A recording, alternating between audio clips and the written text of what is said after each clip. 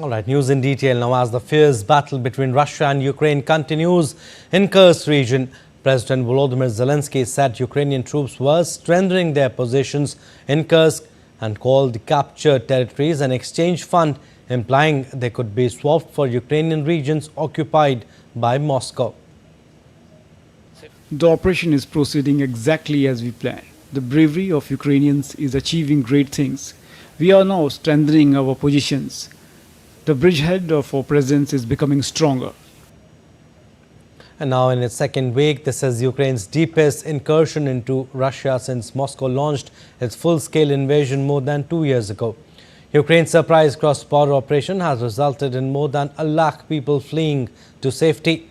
Meanwhile, Zelensky renewed his calls for Ukraine's Western allies to allow long-range strikes on Russia.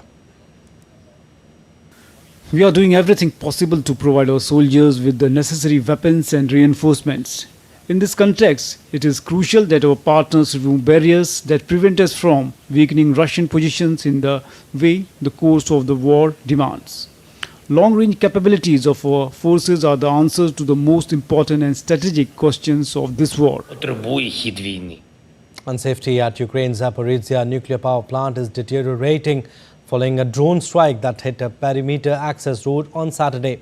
According to International Atomic Energy Agency Director General Rafael Mariano Grossi, the Russian management of the Zaporizhzhia nuclear power plant said a Ukraine drone dropped an explosive charge on a road used by staff.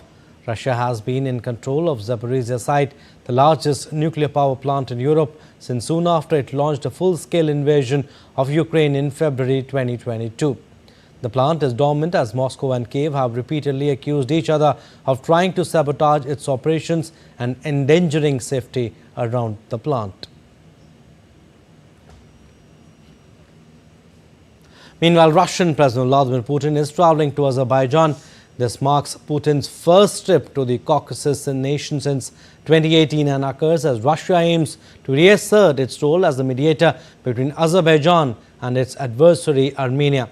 DD India's Dasha Charnishova has more from Moscow.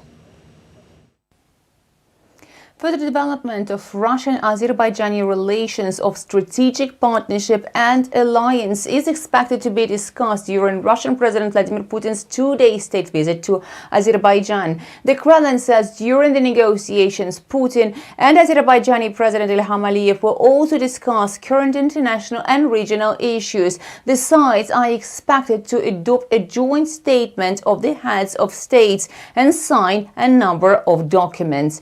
Last week, Russian Security Council Secretary Sergei Shoigu visited Baku. He said that the West threatened the security of South Caucasus by interfering into the affairs of the region. Putin last visited Baku in 2018, and Aliyev recently said Russia-Azerbaijani ties are an example for the neighboring states. A senior Russian lawmaker, Leonid Slutsky, said that the visit confirms the high level of strategic partnership between Moscow and Baku. Slutsky said the prospects for the cooperation between the two countries are steadily expanding across the entire range of cooperation in economic, political and humanitarian spheres. He also said that the two countries are staunch supporters of the establishment of a multipolar world order. Putin's visit comes against the backdrop of heightened tensions in the region and Russia's souring relations with Armenia. Aliyev last visited Moscow in April. Dasha Chernyshova in Moscow, reporting for DD India.